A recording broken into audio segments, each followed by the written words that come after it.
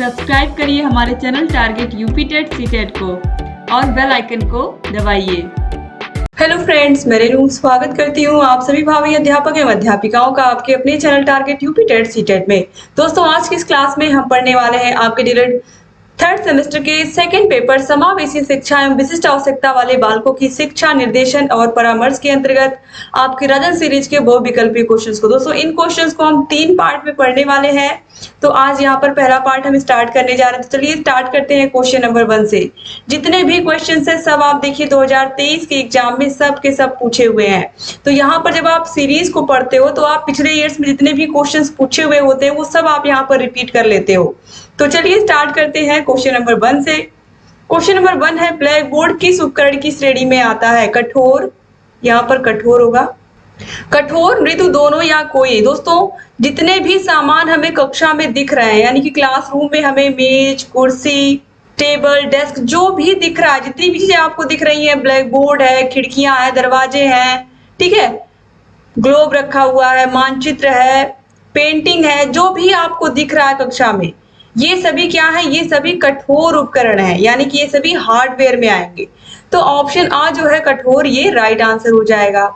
Question number 2 है, प्रतिभाशाली बालकों की इंद्रियां कैसी होती हैं? तो प्रतिभाशाली बालकों की जो इंद्रियां होती हैं वो होती हैं तीव्र। ऑप्शन सा जो है यहाँ पर ये राइट आंसर हो जाएगा। ठीक है, यहाँ पर देखिए अविकसित और सामान्य दिया है, लेकिन जो प्रतिभाशाली बालक होते हैं उनकी बुद्धि लब्धि बहुत तीव्र होती है। कोई भी सवाल टीचर पूछते हैं सबसे पहले वो बच्चे जवाब दे देते हैं। क्वेश्चन नंबर 3 है, परामर्श के प्रमुख उद्देश्य हैं आत्मज्ञान, सामाजिक सामंजस्य, आत्म स्वीकृति या उपयुक्त सभी। तो दोस्तों राइट आंसर हो जाएगा ऑप्शन नंबर द उपयुक्त सभी।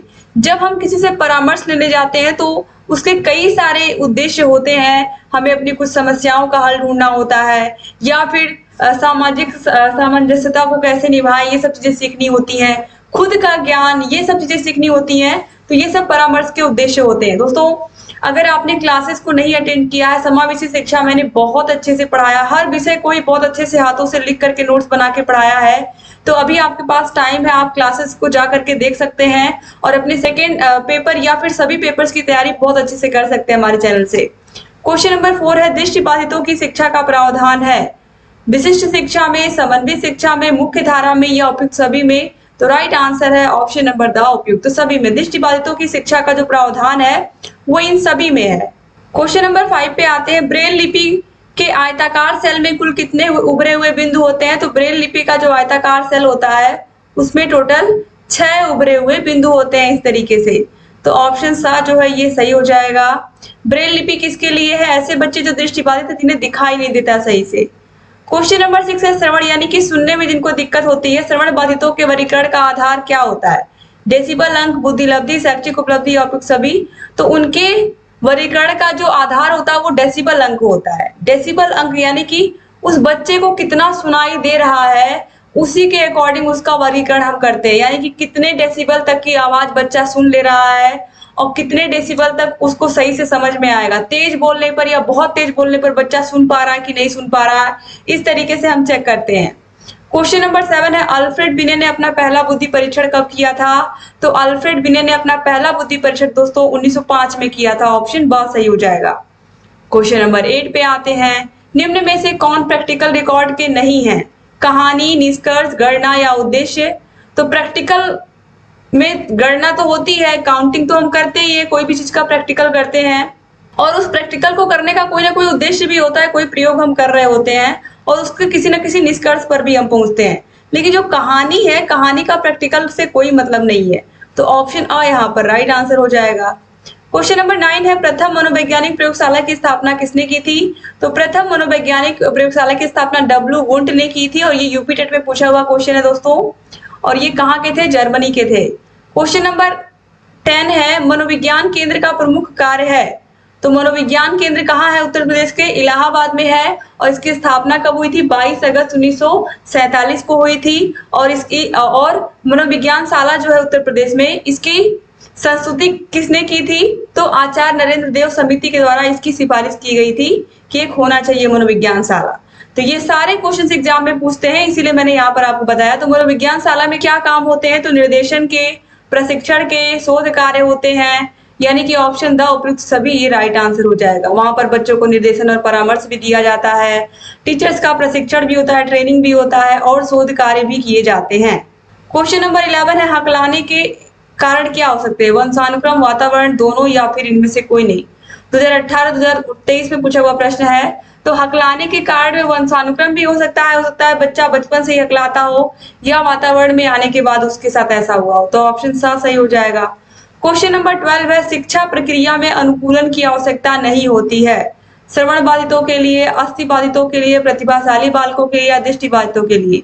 चाहे बच्चा देख नहीं सकता, चाहे सुन नहीं सकता, चाहे चलने में दिक्कत है, लिखने में दिक्कत है, तो ऐसे बच्चों को अनुकूलन में समय लगता है, क्लास में घुलने मिलने में समय लगता है।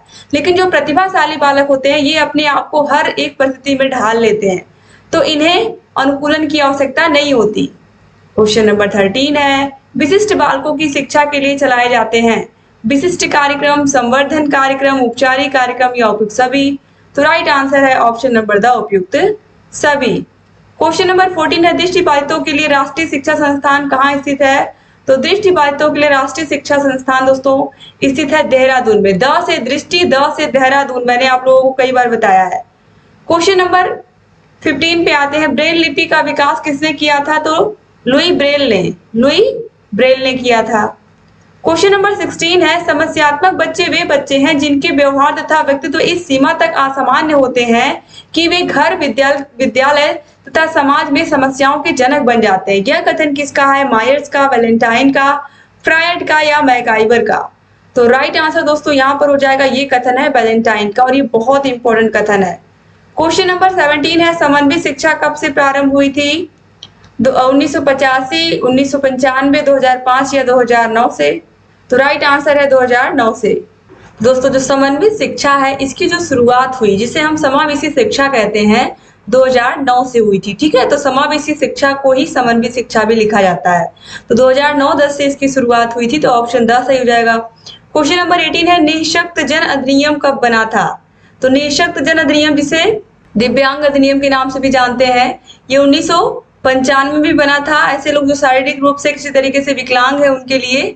क्वेश्चन नंबर 19 है, जिला चिकित्सालय की विशेषज्ञ समिति का नेतृत्व कौन करता है? जिला चिकित्सालय की विशेषज्ञ समिति का जो नेतृत्व है वो कौन करता है? तो जिले का सबसे बड़ा चिकित्सा अधिकारी यानी कि मुख्य चिकित्सा अधिकारी सीएमओ करता है, चीफ मेडिकल ऑफिसर।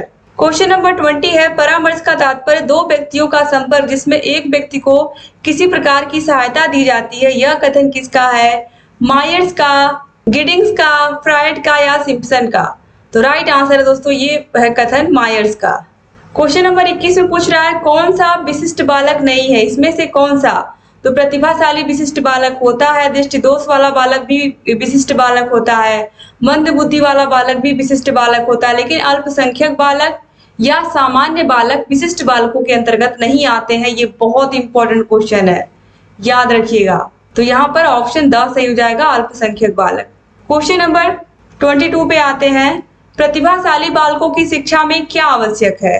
तो तीव्र गति से अध्ययन, संपुष्ट कार्यक्रम, व्यक्तिगत ध्यान या उपयुक्त सभी। तो ये सारी चीजें जरूरी होती हैं प्रतिभाशाली बालकों के लिए। उनके ऊपर व्यक्तिगत ध्यान भी देना जरूरी होता है, उनको अन्य कार्यक्रमों के माध्यम से या संवर्धन कार्यक्रमों के माध्यम से भी उनको पढ़ाना होता है, और उनको उनकी जो पढ़ाने की स्पीड टीचर की होती है उनको वो भी तेज होती है।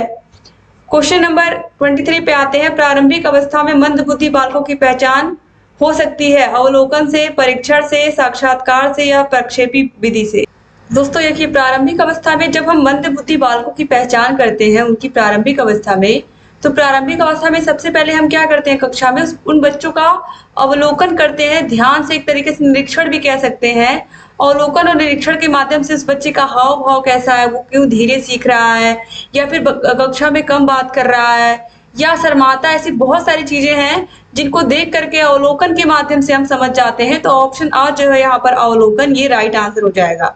ठीक है, प्रारंभिक अवस्था में ही हम अवलोकन के माध्यम से ही पहचान लेते हैं ऐसे बच्चों को। ठीक है, क्योंकि इनको देख करके या इनसे बात करके या फिर जब हम पढ़ाते हैं तो बहुत सारी चीजें एक्टिविटीज के माध्यम से हम समझ जाते हैं, अवलोकन के माध्यम से।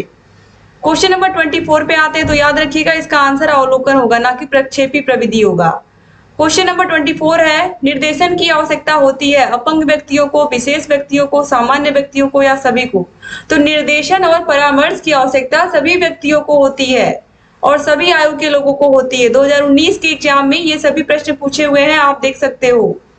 क्वेश्चन नंबर 25 है, दृष्टि दोष की पहचान है आंखों को बार बार झपकाना, पढ़ते समय आंखों में दर्द, पुस्तक को आंखों के निकट रखना या उपयुक्त सभी परेशानियां। तो जिनको आंखों में दिक्कत होती है ये सभी परेशानियां उनके साथ होती हैं। तो ऑप्शन द सही हो जाएगा। क्वेश्चन नंबर 26 है, विशिष्टता का संप्रत्यय होता है केवल गुणात्मक, केवल मात्रात्मक, गुणात्मक व मात्रात्मक दोनों, या कुछ कहा नहीं जा सकता। तो जो विशिष्टता का संप्रत्यय होता है ये होता है गुणात्मक और मात्रात्मक दोनों। तो यहाँ पर आप देखिए ऑप्शन नंबर स जो है ये सही हो जाएगा। क्वेश्चन नंबर 27 है, कौन शिक्षा के क्षेत्र में विशिष्ट बालकों का वर्ग नहीं है? बौद्धिक दृष्टि से विशिष्ट बालक, शारीरिक दृष्टि से विशिष्ट बालक, जातिगत दृष्टि से विशिष्ट बालक या शैक्षिक दृष्टि से विशिष्ट बालक? तो देखिए यहाँ पर ये जो जातिगत दृष्टि से विशिष्ट बालक है, जाति के आधार पर, धर्म के आधार पर हम बच्चों को कभी विभाजित नहीं करते हैं, ठीक है। और सभी चीजों के आधार पर बच्चों को अलग अलग किया जाता है कि किस तरीके से उनकी क्या क्या उनको समस्या है, इसके आधार पर शारीरिक समस्या है, मानसिक समस्या है, इस आधार पर उनको विशिष्ट श्रेणी में रखते हैं और उसी के अनुसार उनको शिक्षा देते हैं।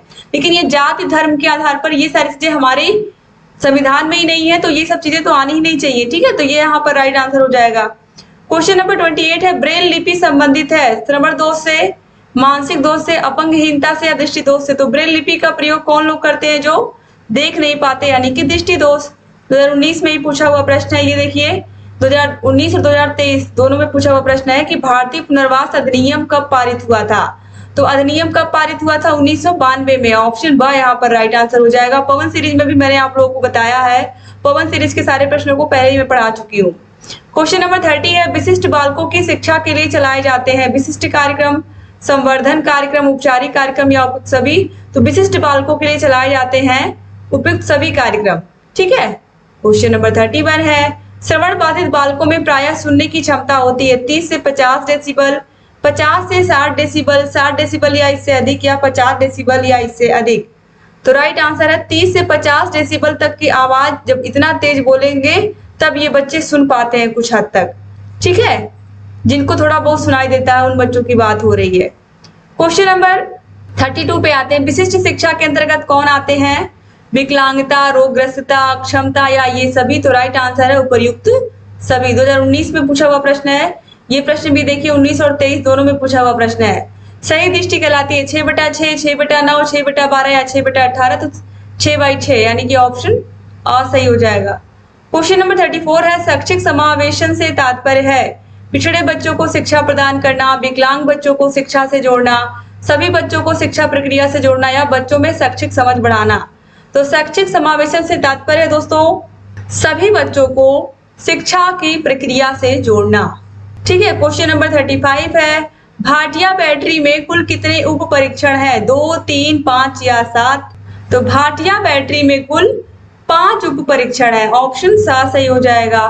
क्वेश्चन नंबर 36 है, क्रमिक विकास के सिद्धांत के प्रतिपादक हैं किंग व थॉर्नडाइक, स्किनर, नन या अरस्तु? तो क्रमिक विकास के सिद्धांत को दिया था किंग और थॉर्नडाइक ने।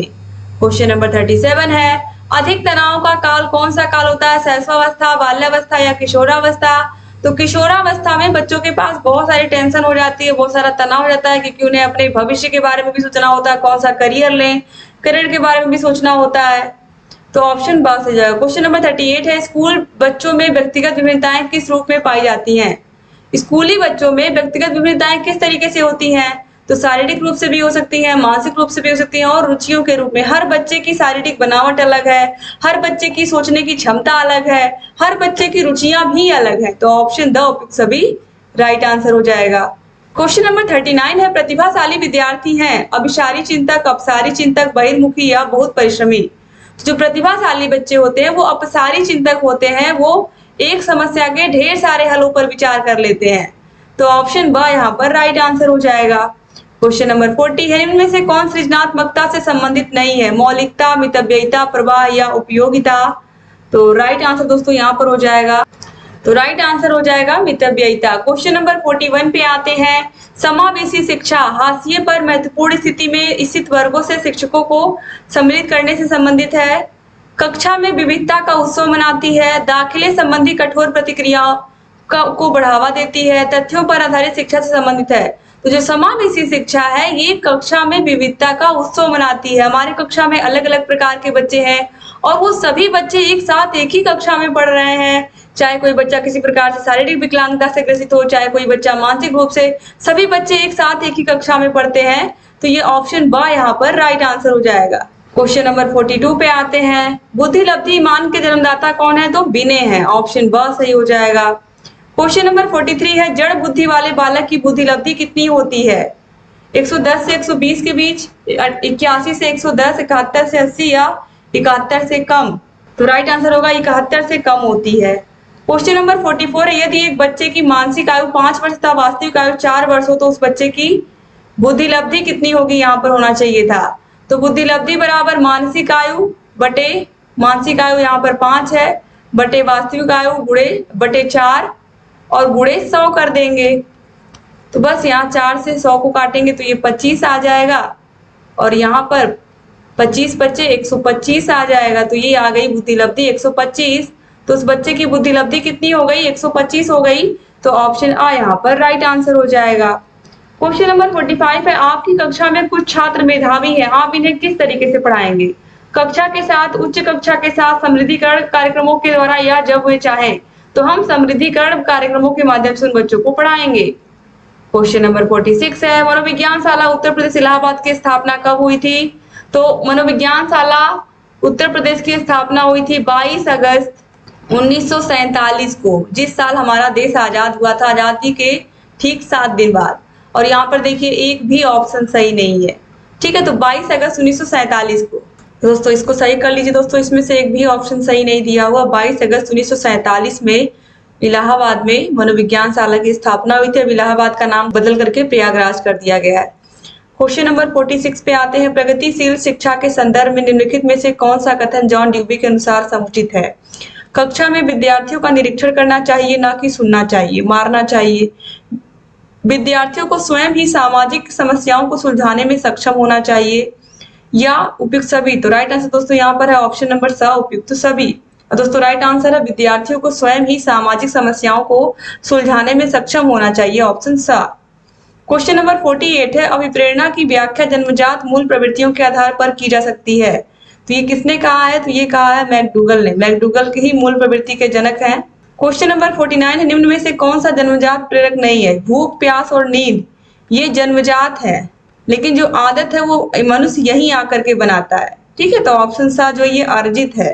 ठीक है, आदत। क्वेश्चन नंबर 50 है। वे कौन से बाह्य कारक है जो एक बालक को कक्षा में रुचि लेने से रोकते हैं?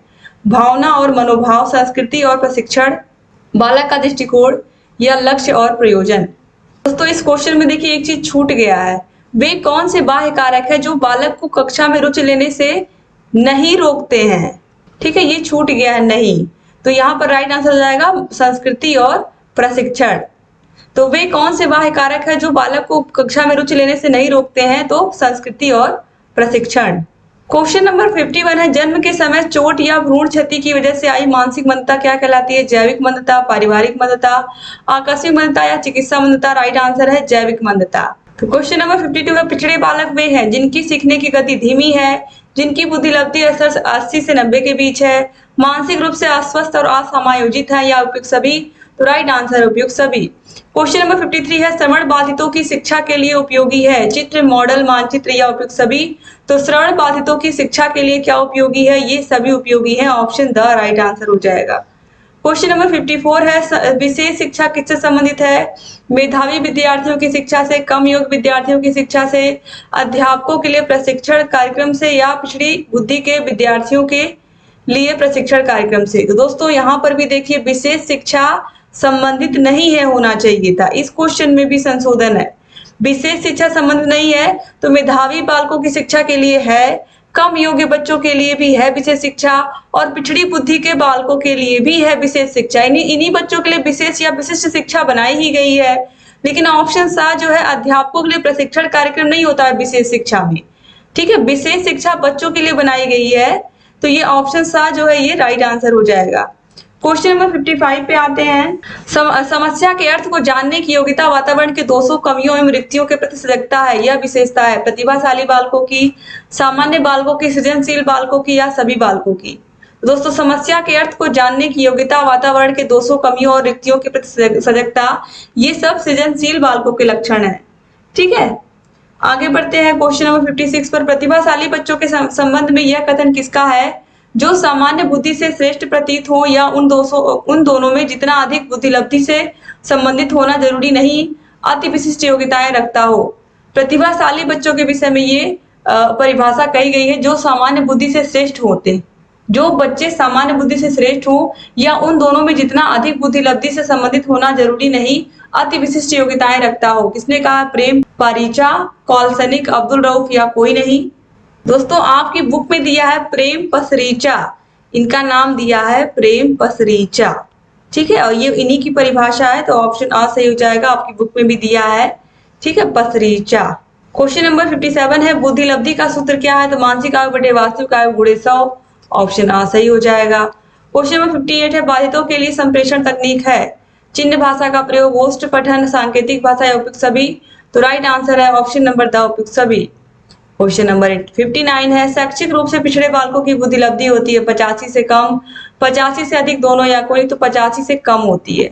क्वेश्चन नंबर 60 पे आते हैं, श्रवण बाधितों के प्रकार। कम बाधित बच्चों का डेसिबल स्तर कितना होता है? तो जो कम बाधित बच्चे होते हैं, जिनको कुछ ना कुछ सुनाई देता है श्रवण बाधितों में, तो ऐसे बच्चों के सुनने का डेसिबल 35 से 51 डेसिबल के बीच में होता है। क्वेश्चन नंबर 61 है, निःशुल्क एवं अनिवार्य शिक्षा संबंधित है किससे? किस अनुच्छेद से? तो अनुच्छेद 21 का में लिखा हुआ है निःशुल्क और अनिवार्य शिक्षा के विषय में कि 6 से लेकर के 14 वर्ष तक के बच्चों की शिक्षा निःशुल्क और अनिवार्य। क्वेश्चन नंबर 62 है, 85 से कम बुद्धिलब्धि होती है पिछड़े बालकों की, मंद बुद्धि बालकों की, दोनों की या कोई नहीं। तो 85 से कम पिछड़े बालकों की होती है, अभी आपने देखा भी है। तो क्वेश्चन नंबर 63 है, धीमी गति से सीखने वाले बालकों की पहचान के कितने मानदंड हैं?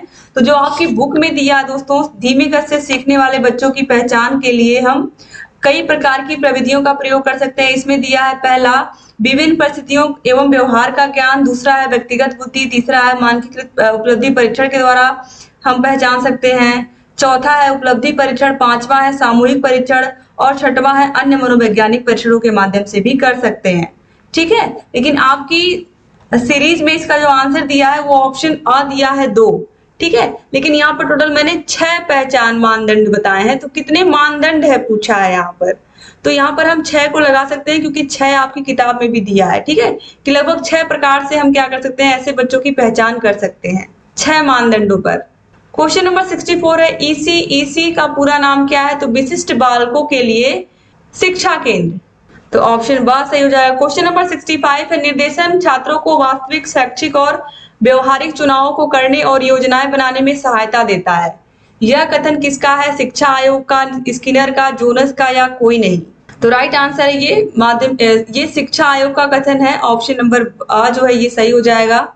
क्वेश्चन नंबर 66 है, बुद्धि लाभांक सामान्यतः डैश रूप से शैक्षणिक निष्पादन से संबंधित होते हैं, कम से कम, पूर्ण, उच्च या मध्य। तो राइट आंसर हो जाएगा उच्च रूप से। बुद्धि लाभांक सामान्यतः उच्च रूप से शैक्षणिक निष्पादन से संबंधित होते हैं। क्वेश्चन नंबर 67 है, एक सशक्त विद्यालय अपने शिक्षकों में निम्नलिखित योग्यताओं में से किसे सर्वाधिक बढ़ावा देगा?